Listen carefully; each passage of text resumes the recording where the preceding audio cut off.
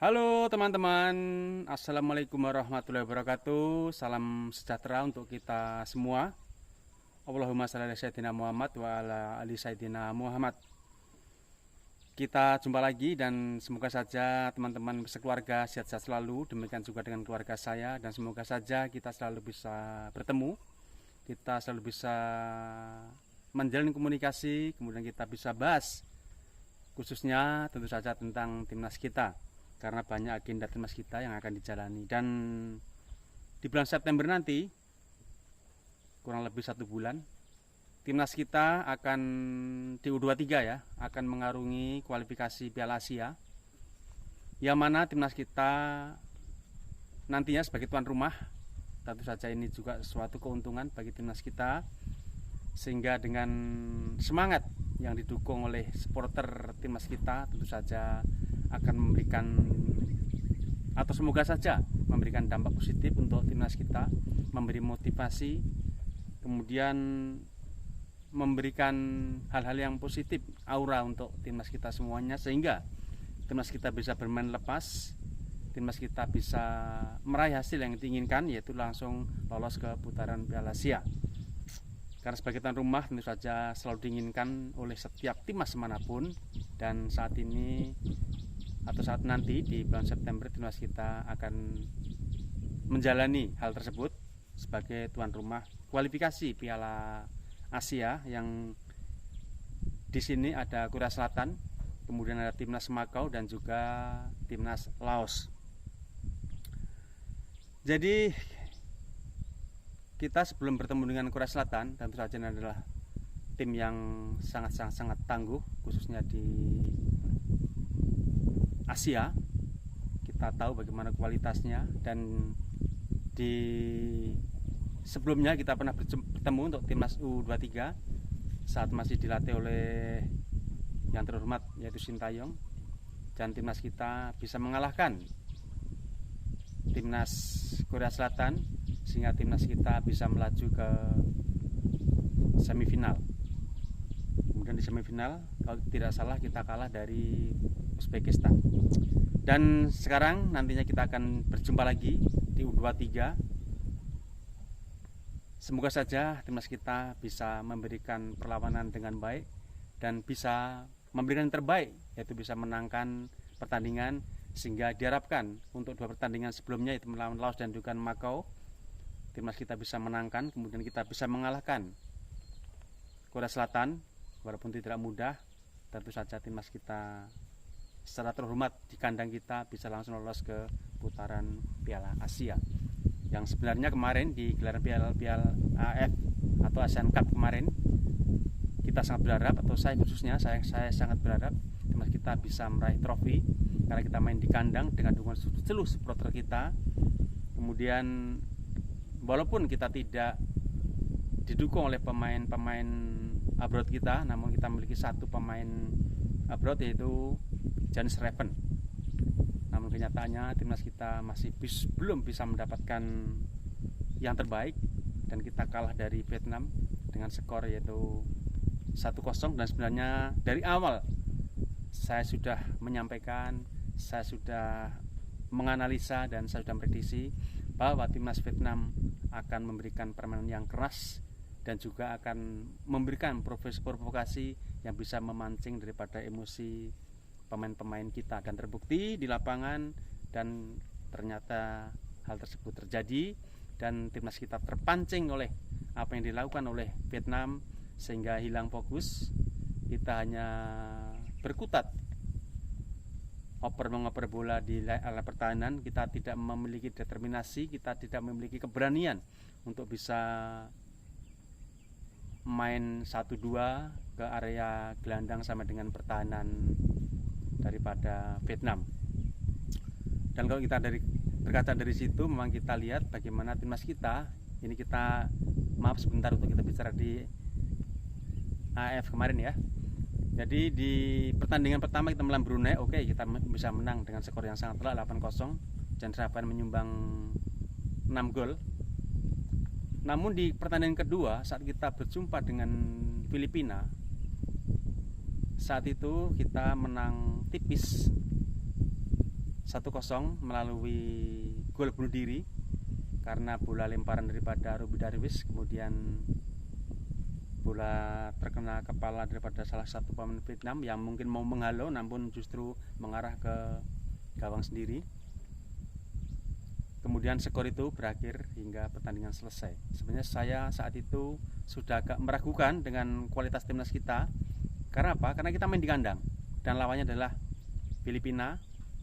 Saya sempat meragukan, namun saya masih berharap banyak dan timnas kita. Saya masih memaklumi saat itu karena Filipina juga mengalahkan atau bisa mengalahkan dengan skor yang sangat mencolok juga melawan Malaysia. Jadi saat itu saya masih berpikir realistis, kita masih berpikir bahwa timnas Filipina adalah timnas yang sangat bagus karena bisa mengalahkan Malaysia dengan skor 2-0. Namun di pertandingan berikutnya, saat timnas kita bertemu dengan Malaysia, timnas kita tidak bisa mengalahkan Malaysia. Itu tentu saja pertanyaan yang tadinya saya hilangkan karena melihat Filipina mungkin permainnya memang bagus, pemainnya sangat bagus. Namun setelah bertemu dengan Malaysia dan tidak bisa berbuat banyak, tidak bisa mengalahkan Malaysia, pada Malaysia sebelumnya dikalahkan oleh timnas Filipina dan kita main di kandang. Itu artinya bahwa memang timnas kita masih perlu dipertanyakan, baik kualitasnya maupun mungkin strateginya. Memang secara teknis tentu saya tidak masuk dan saya tidak tahu untuk secara teknis, itu adalah domain daripada pelatih. Namun dari cara bermain saat berhadapan dengan Filipina dan juga dengan Malaysia, permainannya sangat tidak ada perubahan. Hanya banyak bermain di area sendiri. Dengan operan bola memang kita unggul dalam penguasaan bola. Tapi persentase penguasaan bola tersebut justru dilakukan di area atau di wilayahnya sendiri. Tidak berani terobos, tidak berani main 1-2. Kemudian umpan-umpan jauhnya juga tidak akurat. Kalau kita berkaca dari permainan Barcelona, dia memang terkadang dia main di area kotak penalti sendiri, tapi sambil mencari celah yang bisa dimanfaatkan. Celah itu walaupun jauh, itu bisa dimanfaatkan. Karena apa? Karena tendangannya sangat akurat. Jadi dia sambil berkotak-katik di area sendiri, karena memang lawan tidak bisa menguasai bola dan kita menguasai bola, atau Barcelona bisa menguasai bola, sambil mencari celah ke depan. Dan tendangannya sangat akurat, umpannya sangat akurat walaupun jarak jauh. Kalau bisa seperti itu mungkin tidak apa-apa, tapi kita tahu bagaimana timnas kita kan belum selevel dengan Barcelona. Jadi kita mesti harus berani menusuk, harus berani main 1-2, jangan banyak kehilangan bola. Kalau kita hanya berkutat di daerah kita sendiri, kemudian kita mengumpan ke depan dan bola hilang, jadi penguasaan bola yang banyak tadi tidak ada artinya. Sehingga seperti kita lihat saat kita berhadapan dengan Filipina dengan Malaysia itu dengan cara yang sama, sehingga kita hampir tidak memiliki peluang yang sangat banyak untuk bisa mencetak gol. Kemudian kita di semifinal berhadapan dengan Thailand, juga tidak berubah, masih berkutat dengan permainan penguasaan bola di area sendiri. Dan kita tahu pemain melawan rata-rata bertahan dulu. Karena apa? Mereka adalah main di tandang, sementara kita di kandang. Itu perbedaannya harus kita garis bawahi. Main di kandang dengan di tandang tentu saja agak berbeda. Dan dengan Thailand kita lihat seperti itu, main selalu di area sendiri karena memang pemain Thailand tidak maju. Dan seperti biasanya saat melawan Filipina dan juga Malaysia, sama dengan saat kita berhadapan dengan Thailand. Kita oper-oper bola di kita sendiri dengan harapan mencari celah untuk bisa mengumpan bola, tapi umpan yang diberikan kepada teman-teman sendiri di area mendekati daerah pertahanan lawan selalu hilang begitu saja. Jadi tidak ada berguna, tidak arti, tidak ada hasilnya saat kita itu bermain kotak-katik di daerah kita sendiri. Menguasai bola sebanyak apapun, kalau kita umpannya ke depan tidak akurat, tidak ada artinya. Lain mungkin dengan main 1-2, kita menusuk pelan-pelan sambil kita mengepres daripada pemain lawan untuk mundur. dan itu sangat kita inginkan tentu saja. Saya tidak tahu ini apa, mungkin strategi pelatih atau mungkin karena merasa timnas kita ada tekanan, saya juga tidak tahu. Jadi tentu saja teman-teman mungkin lebih tahu daripada saya dan bisa memberikan masukan di kolom komentar sehingga teman-teman yang lain bisa mengikuti. Kemudian di final kemarin juga sama, tidak ada berubah cara bermain, walaupun pemain diganti-ganti, posisi diganti-ganti, tapi cara bermain tidak berubah sama sekali dan persis seperti saat menghadapi Filipina, menghadapi Malaysia, dan juga menghadapi Vietnam. Apalagi menghadapi Vietnam, kita sudah tahu seperti video sebelumnya saya katakan bahwa Vietnam itu permainannya keras dan menjurus memang kasar. Jadi kita lihat seperti itu di final. Dan timnas kita tidak bisa mengendalikan itu, padahal kita sudah pengalaman bertemu dengan pemain-pemain Vietnam. Ya karakternya seperti itu dan belum berubah. Kemarin sempat saya berpikir mudah-mudahan berubah karena ada VAR di sana. Namun ternyata tidak. Ya tetap seperti itu. Keras, kemudian berguling-guling, memancing emosi biar kita tidak sabar. Jadi kita ada wasit. Dan hasilnya seperti itu yang kita dapatkan. Kita kecolongan 1 gol, kemudian susah kita untuk membalas. Kita mau banyak kita mempressing, itu sudah menit-menit menjelang berakhir atau 15 menit menjelang akhir pertandingan.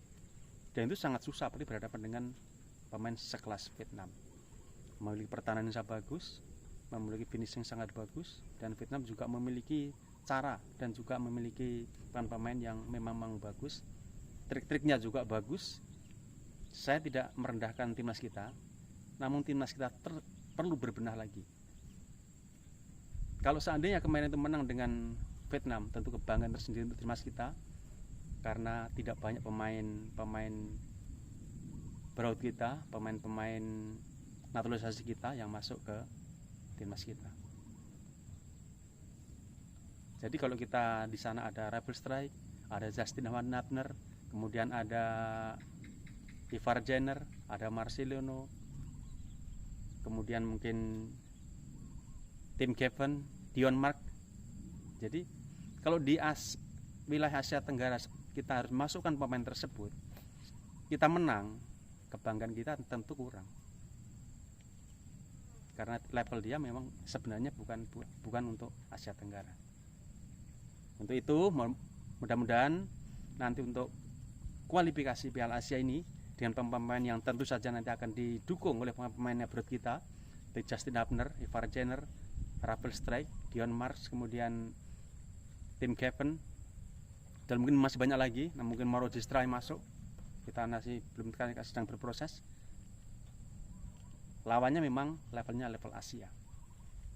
Tentu saja kita berharap banyak untuk timnas kita bisa lolos langsung, atau minimal kita menjadi runner up terbaik. Untuk itu saat kita bertemu dengan Mako dan juga dengan Laos, kita harus mendapatkan gol sebanyak-banyaknya, kita harus bisa menabung gol sebanyak-banyaknya untuk nanti bersaing dengan Korea Selatan. Jika mungkin nanti kita bertemu dengan Korea Selatan, kita mendapatkan seri, karena tidak menutup kemungkinan nanti Korea Selatan juga akan menabung gol sebanyak-banyaknya saat berjumpa dengan Laos dan juga dengan Mako, kemudian berharap minimal seri berjumpa dengan Indonesia. Karena di pertandingan sebelumnya, di edisi sebelumnya, timnas kita sudah pernah menyingkirkan Korea Selatan walaupun dengan adu penalti. Dan tentu saja hal ini jangan sampai terulang. Timnas kita dengan pemain yang terbaik nanti yang akan diturunkan, kalau mungkin nanti ya akan dipanggil, dan juga klub-klub nanti akan mengizinkan, dan mungkin saja mudah-mudahan diizinkan. Tentu timnas kita adalah saingan di grup ini, dan saingan kita yang terberat adalah Korea Selatan. Teman-teman, terima kasih, mohon maaf jika ada kata kalimat yang kurang berkenan untuk teman-teman semuanya. Mungkin ada penyebutan saya juga yang kurang benar, kiranya teman-teman bersedia untuk meluruskan dan membenahi segala kekurangan-kurangan yang saya miliki. Terima kasih sebelumnya, jaga kesehatan selalu, dan semoga kita bertemu lagi, dan semoga saja timnas U23 nantinya kita bisa mendapatkan hasil yang terbaik. Terima kasih.